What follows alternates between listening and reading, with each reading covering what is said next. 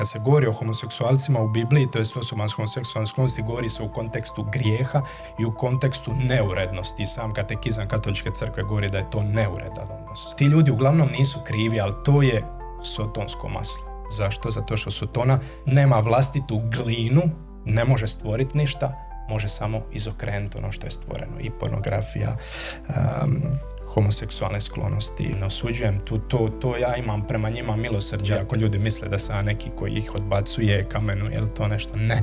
90% momaka s kojima se ja susrećem, problem je bio u djetinjstvu, najčešće u figuri oca. Nedostatak muške figure i nedostatak toga da se identificiraju s nekom jakom muškom figurom.